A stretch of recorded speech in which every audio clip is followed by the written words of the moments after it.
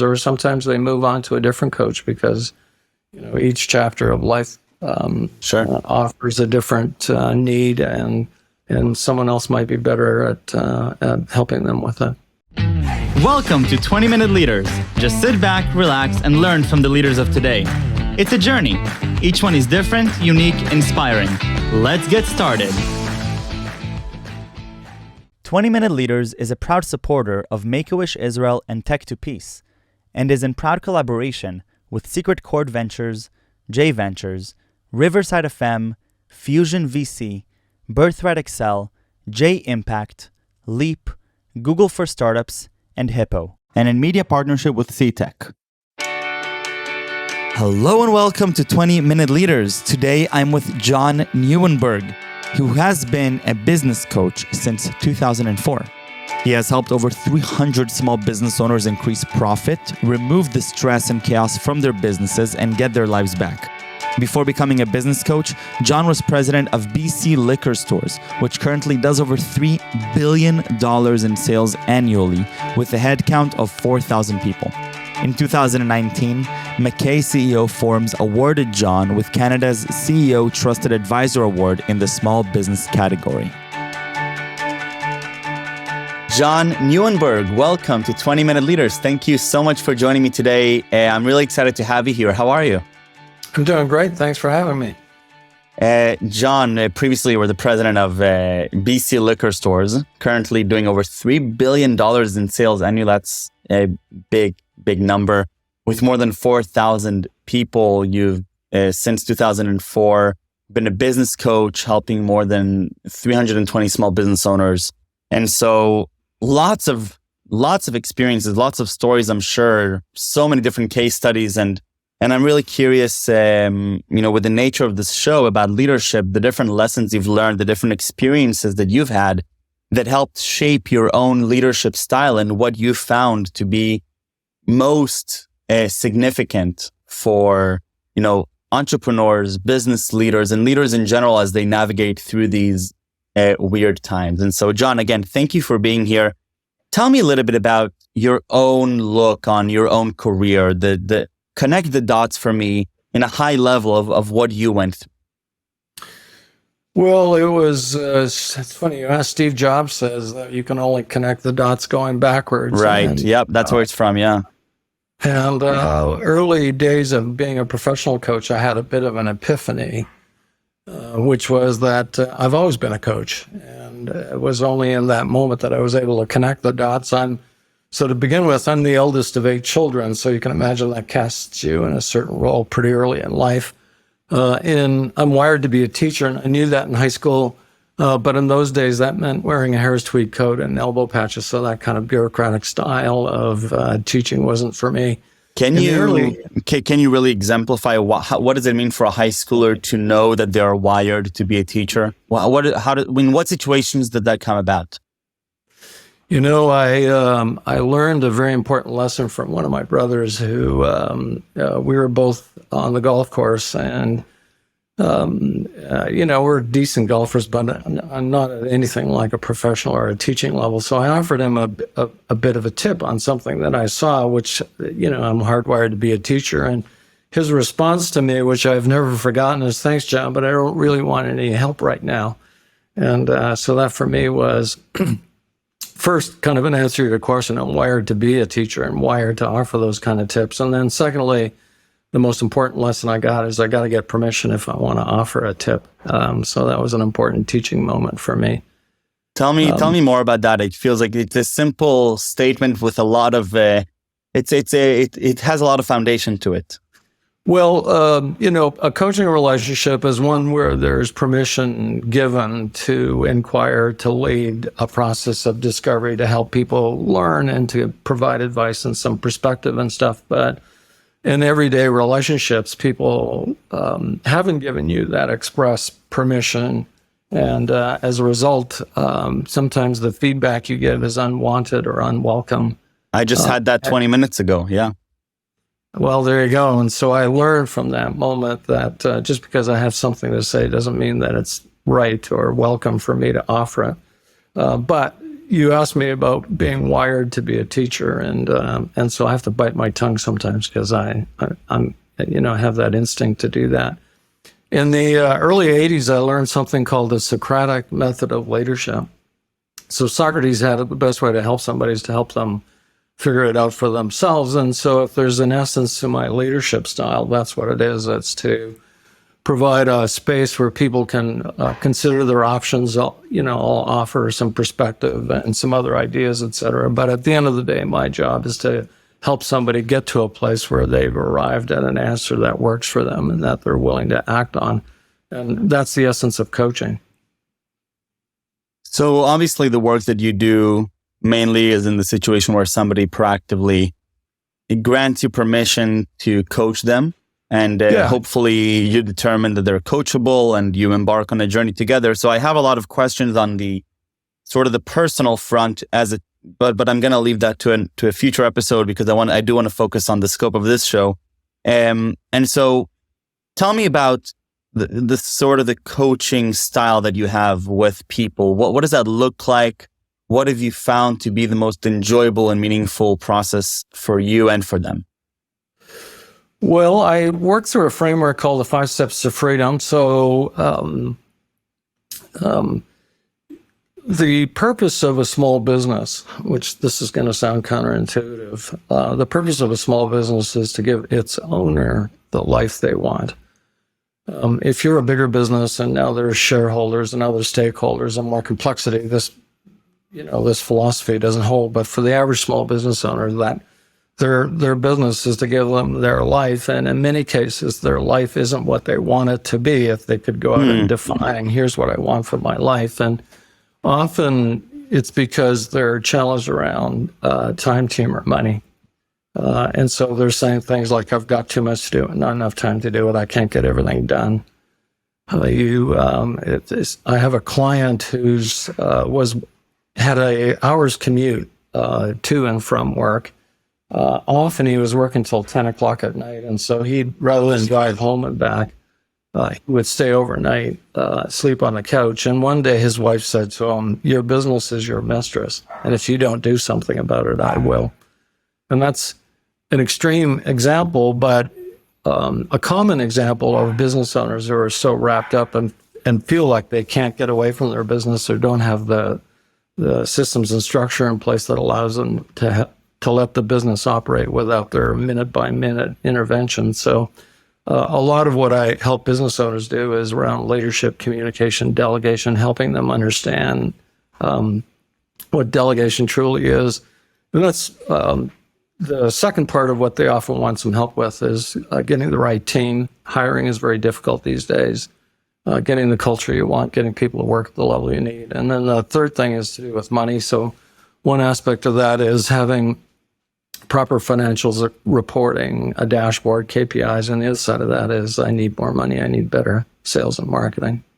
Mm-hmm. Right. So that personal piece, I mean, I would assume that in the traditional business coaching mindset, it's a lot about increasing profits, tackling challenges within the workplace. But you're mentioning that your work spans beyond that because you have to take into account, the nature of the business, the reason for founding it, and really what this business aims to serve in the lives of the people that are running it, right?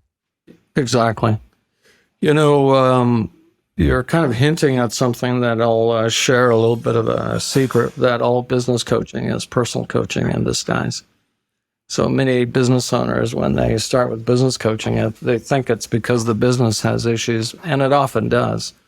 But a large part of helping that owner is developing skills around leadership, communication, delegation, and it's also about helping them with often with self-limiting beliefs or issues around mindset that hold them back from drawing themselves in the business to the level that they can get happiness from it. Interesting. I'm assuming that's it's an interesting mindset. The business coaching is personal coaching in disguise. Yeah. Well, another way that I put it, if the owner wants a better business, first the business needs a better owner. Yeah. Right. And so I imagine that with over 300 people, you see that as a pattern emerging. Yeah. How does one determine whether they're right? It's time to get a business coach, a personal coach. I'm not sure this is directly in the mindset of business owners or startup entrepreneurs more relevant to this show. How does one go about the process of determining that? Usually it's because they've run up against the ceiling. They're bumping their heads against, what they're capable of getting out from the business, and they've tried everything they can think of, and none of those things have helped solve their problem. Often the issue is that just because you're good at the technical work of your business doesn't mean you're good at the business of your technical work. And so this is the famous story of Sarah loves baking cherry pies, and she likes it so much she opens a bakery, and then she discovers just because she's good at baking pies doesn't mean she's good at running a bakery. Mm-hmm. So there's lots of business owners that have got lots of training. They're 7 years to get a university degree, and then they start a practice of business, and then discover just because they're smart in law or accounting or something like that doesn't mean that they're smart about running a business, because they've never had the training to do that. And so that's at that point when they recognize that's when an owner starts looking for help. Where can I get some help with this? Is that the right time, in your opinion, to look for help? If you had to look at the process from when somebody starts a business or has an idea to start a business to the point of crisis of I need help getting up from the because it's shattering underneath me, where in this pipeline would you recommend the average person seek assistance? Well, before they get to the crisis stage. But it often takes that crisis for the business owner to be willing to consider it, willing to look for something different.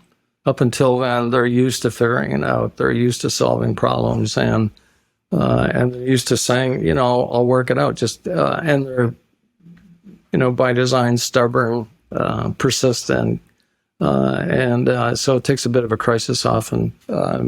Sometimes in terms of personal life, sometimes it's because, they've got cash flow problems or they can't make payroll or an issue like that. But it comes because they've run out of their own capacity to find answers. And so what, for example, can I do myself as an entrepreneur, business owner? What can I do to identify the right moments where I may need to seek assistance throughout my journey? Well, if you anytime before the crisis occurs would save you a lot of heartache. And so a lot of business owners feel like it's not possible for them because they can't afford it. And what I'd say is it's not a cost, it pays. In other words, business coaching will always produce a return if it's done properly and you do your part. So it's actually an investment. An investment means you're going to get a return. And so lots of owners don't see their way through that. They just see it as an expense. And it's again, not until it becomes a crisis that they're willing to at least put it on the table. But hey, look, you can save yourself a lot of heartache if you get to a place and say, I'm really skilled at whatever it is I do at my trade, my craft, my profession, but I've never had any business training, and I value training. I value education. So maybe I can save myself a lot of heartache and get business training before it becomes a crisis. Have you identified throughout your coaching on personal experiences, have you identified patterns or common traits or skill sets that differentiate the incredible leaders from the good ones? I'm sure they're not necessarily trivial things for me to even conjure myself, but I'm curious if you've seen both in across all spectrums from amazing leaders to average leaders. What really makes a difference here? There's a wonderful book called Crucial Conversations, and in it describes a crucial conversation anytime emotions and stakes are high. So I think one of the cornerstone ways of thinking about leadership is the best leaders are those that are most willing and most capable of having a crucial conversation. And that's either with staff, with suppliers, with customers, because a business owner will have dozens a week, if not dozens a day, of those kinds of conversations. And the more willing you're on to embrace that, and the more capable, more skilled you are at doing that, the better results you'll get as a leader. So my definition is those that are most willing and most capable of having a crucial conversation. And then those are obviously two different things, right? Capable and willing. Two different things you have to capable acquire. is skills and willing is courage. And through coaching, does coaching satisfy one of them, both of them, or with a potential to satisfy, I mean? Well, there's a couple of things I can do about that. First of all, I can help somebody see it. Right. Yeah. You know, these are crucial conversations. And secondly, I can help somebody develop the skills. And third, to be more willing to do it. So I see that quite a bit with clients that are, it's a difficult thing to do, and lots of them will avoid, procrastinate. And what I've learned is the longer you put it off, the longer you procrastinate, the worse the problem becomes. So you're better off always to have the courage to deal with it as soon as you see it, because that's the best time to get a resolution. Fantastic. Tell me a little bit about your own experience. What have you enjoyed most about, your own journey of coaching? Which part of are you most passionate about? I'm bringing the conversation back to you now. Yeah. Well, again, I'm hardwired to be a teacher. And so when I see that something that's been part of a conversation, part of a coaching session, gets implemented, executed, and that it gets results, that's the most satisfying thing for me. And so people then comment or provide testimonials of that. So for me, coaching is helping people have better lives. And anytime I see evidence of that, that's the most rewarding thing that makes coaching. It was Mark Twain who said, if you love what you do, you never have to work a day in your life. And that for me is, I'm fortunate and feel lucky that that's true. Generally, when people reach that, that phase where they would write such a reflection testimony, do they generally continue with coaching, or do they then say, okay, I think I'm now ready to go and embark on new challenges and revisit coaching as I approach them? It's often towards the end of the experience when they're reflecting on where they were and where they are today. And, coaching is a chapter in people's lives. It isn't a lifetime. And often I've worked, in some cases, multiple times with clients. We work together for a period of time. They take a break from it. They come back in a year or 2 years or 5 years, or sometimes they move on to a different coach because, each chapter of life offers a different need, and someone else might be better at helping them with it.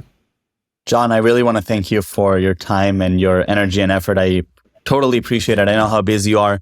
Thank you for the great insights. Lots of great notes here on my own notebook for my own leadership and my own journey.